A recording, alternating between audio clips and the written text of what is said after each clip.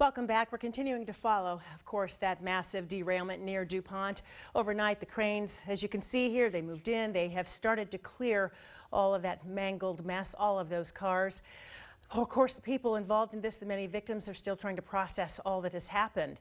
The southbound lanes of I-5 remain closed as investigators are on the scene. Some 20 from the NTSB are processing this. Federal officials say the train was going about 80 miles an hour in a 30-mile zone when it derailed, killing 3 people and injuring dozens more. Joining us this morning here in the studio once again, he was here yesterday, Jim Vucinovich, a litigator for more than 30 years. He has tried several cases involving train derailments, and we're happy to have you back with us again this morning. Really appreciate it. Let's talk about the speed. We talked about it yesterday, and it does appear that speed was the factor that sent this train barreling off the tracks. What does that mean for the investigation? Well, I mean, that's going to be a primary consideration and focus. All these train tracks are regulated and they have posted speeds that they can't exceed the maximums.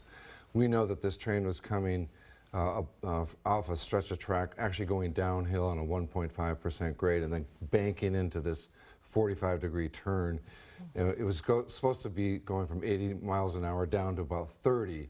And in order to do that, the engineer has to obviously take control of the train, apply the braking, and then go into the curve. For some reason, they were way over speed.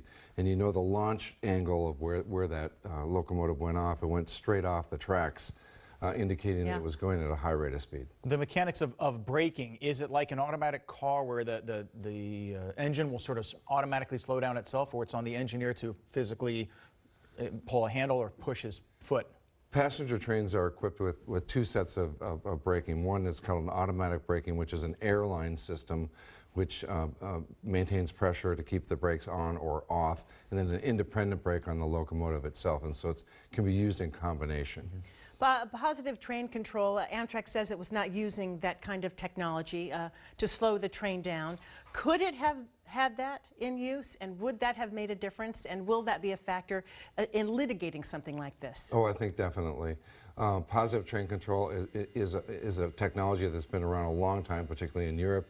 It's only late to the game here in the United States, but that technology clearly would have been a redundant system which would have then automatically reduced the train speed if the engineer was distracted or some other catastrophic failure had been occurring.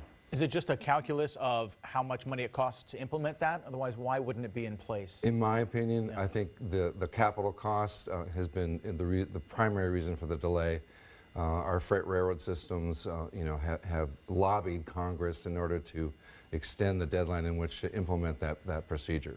And one of the passengers on the train said that as the cars derailed, it catapulted, and that was the word that one of the people on board used, catapulted the people into the seats in front of them. The injuries are really severe for some. Head injuries, neck injuries, spinal injuries. When you see these kinds of derailments, the long-term effects are great, aren't they? Oh, there's no question about it. I mean, fortunately, some people, walked away from this, but others are going to be struggling with the disabilities and injuries, for the rest of their lives, and it's going to impact them and their families, for a lifetime.